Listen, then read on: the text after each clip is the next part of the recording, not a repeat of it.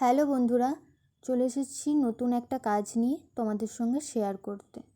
একটা simple orange কালারের পাঞ্জাবির ওপরে হোয়াইট কালারের ফেব্রিক দিয়ে কাজটা করা হয়েছে। খুবই সহজ আর সাধারণ কিছু কলকা মোটিভ দিয়ে কাজটা করা হয়েছে। তোমরা দেখলেই বুঝতে পারবে কতটা সিম্পল আর সাধারণভাবে কাজটা করা হয়েছে।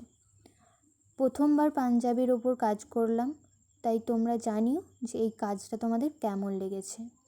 আর আমার কাজ যদি তোমাদের ভালো লেগে থাকে তাহলে অবশ্যই আমার প্রোফাইলটা ফলো করে দিও আর পাশে থেকো। এই কাজটা তোমাদের কেমন লেগেছে অবশ্যই কমেন্টে জানাতে ভুলো না।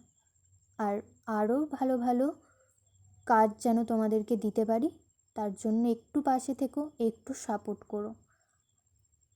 আর কমেন্টে জানিও যে এটা কেমন লেগেছে তোমাদের। একটু শেয়ার করে দিও যেন আরও সবাই দেখতে পারে ভিডিওটা। দেখো এইরকমভাবেই রেডি করা হয়েছে পাঞ্জাবিটা। এটা হলো ফাইনাল লুক। তোমরা দেখো একটা ভরাট কলকা দিয়ে পাঞ্জাবিটা করা হয়েছে।